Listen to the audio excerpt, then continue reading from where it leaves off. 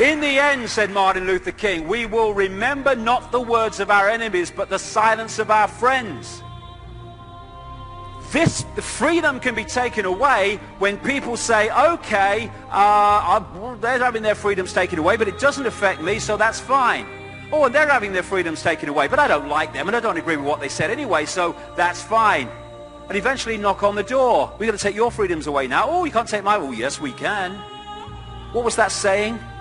Pastor Niemöller after the Second World War in Germany.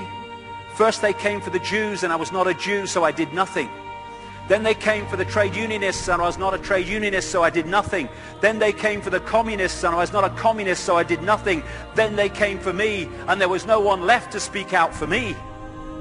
And that's what's happening now. Oh, yes, let's turn attention against the Muslims. Let's turn attention against these people, and these people, and these people. Let's pick them off, and then we'll come for you. Unity is what will bring this to an end. Not looking the other way because it doesn't affect us in the moment. It will affect us eventually if we do that. But what is there to fear about them? Nothing. What is there to fear about authority? Nothing.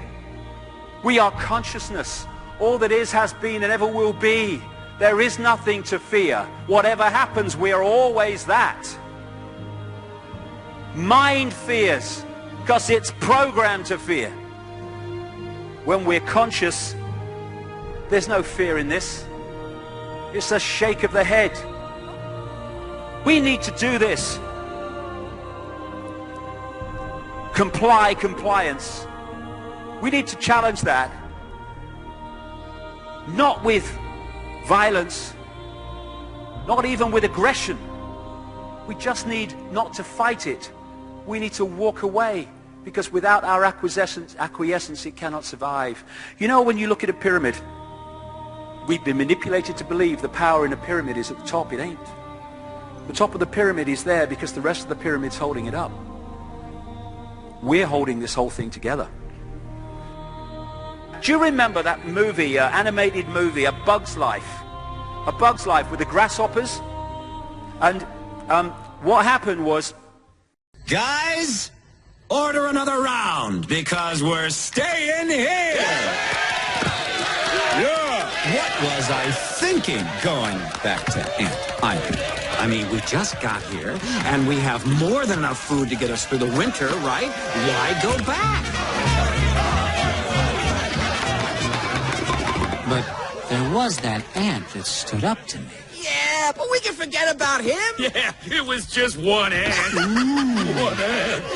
Yeah, you're right. It's just one ant. Yeah, boss. They're puny.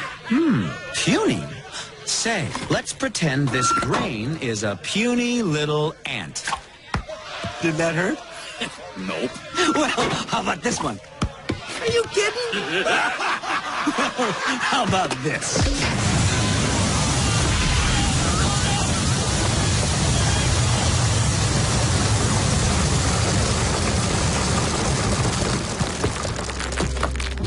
You let one ant stand up to us, then they all might stand up.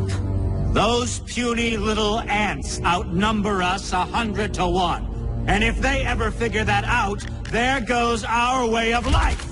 It's not about food. It's about keeping those ants in line. That's why we're going back.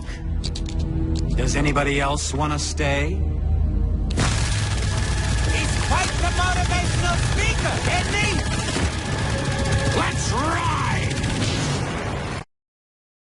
There was these ants and Ant Island, as they called it, and these grasshoppers used to come every year and take all the food, and the ants had to spend the whole year gathering the food together for the grasshoppers because they were terrified of the grasshoppers. And there weren't many of these grasshoppers, and one day they're in their winter quarters in a tree, these grasshoppers, and they've got all the food they need, and someone suggested among the rank and file grasshoppers that they didn't need to go to Ant Island this year because they had all the food they needed. And then out came the leader of the grasshoppers to tell them the facts of life when the few are going to control the many. It's a wonderful speech. If you ever can see that movie, A Bug's Life, I do recommend it. And he said, basically, They outnumber us 100 to 1. And if ever they figure that out, there goes our way of life.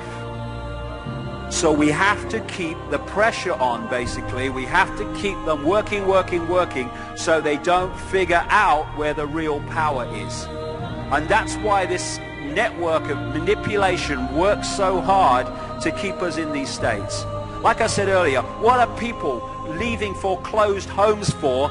Foreclosed by banks that have caused the unemployment that lead to them having to leave their homes. Stay there, refuse to leave, make it difficult for them. Expose them for what they are.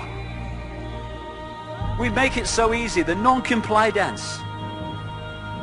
No longer will we just do it because we're told to do it. Is it just? Is it right? Okay, I'll do it. Is it unjust? Is it not right? I ain't doing it. We start to make the decisions on what we will and will not do based on our values and not some imposition from the dark suits. These people are gonna give me, grant me, or grant me not my freedom. I'm all that is. You can't grant me freedom. No one can grant me freedom. I am freedom. It's what I am.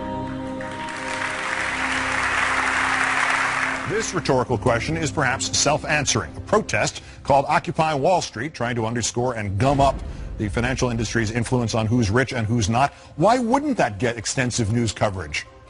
It started Saturday when about 1,000 people marched into New York's financial district to express their anger over how the financial system treats the majority of Americans, what they call the 99%ers, and to draw attention to the misdeeds of Wall Street. They have been confronted with an ever-increasing police presence, which is blocking certain streets and attempting to keep protesters away from the stock exchange itself. While the protesters are peaceful, tensions are beginning to rise. According to the group's own website, 7 protesters were arrested yesterday, with 4 more being arrested today.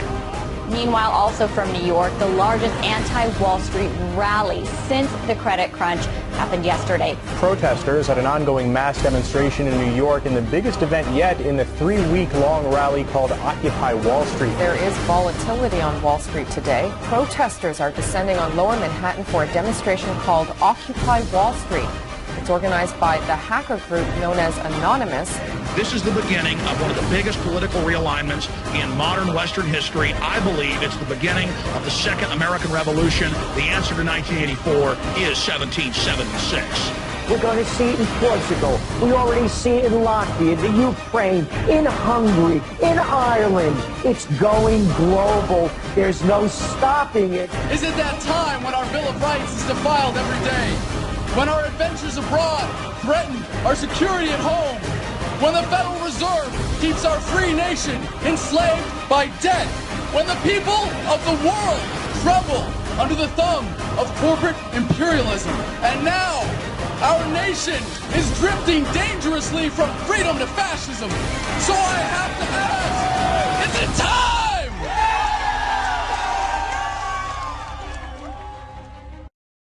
These different protests need to just come together and realize they're protesting against the same force and the same agenda.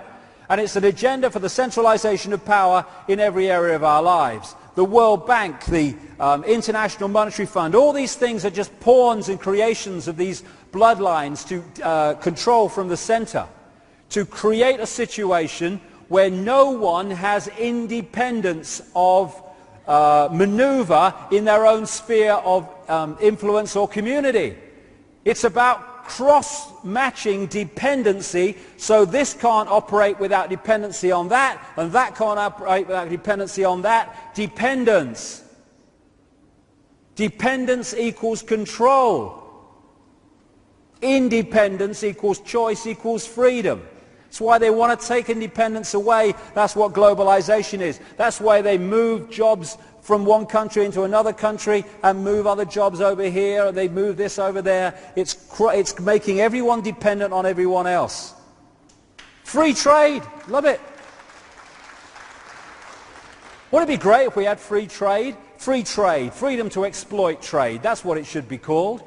It allows transnational corporations to make things in sweatshops in one part of the world in horrendous conditions on horrendous wages, and then ship them across, no border taxes increasingly because it's globalization and it's free trade, and then they sell them to people with the money, and they make on both ends of the deal. That's what free trade is. We don't have capitalism. Anti-capitalist. I'm not anti-capitalist. We don't have capitalism.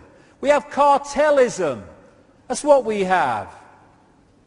And then you hear, to a certain extent, the anti-globalization movement. It says, no, there's no conspiracy. It's just big, bad, greedy corporations. Yeah, controlled by the same people. The corporations are not the origin of globalization. They are the vehicle for it. I was kind of waking up one day, and I saw this earth imprisoned, and I saw this big lock and a key going in and being turned. I went on the internet just very shortly afterwards. I was looking for a picture, not this one, and that's what I saw. The picture I'd just seen in my half kind of sleep. And that's what we're being offered the chance to do now, to turn the master key called Becoming Conscious that will bring an end to this. It's being given to us. We just need to take it. And to take it, we need to say enough. Enough of being enslaved by these people. Enough of being enslaved by our manipulated ignorance. Enough of being enslaved by the fear of being who we are.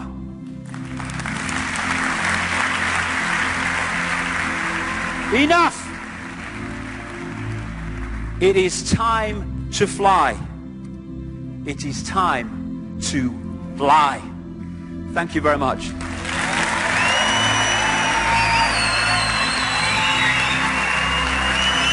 Thank you. Thank you very much. Thank you. Thank you.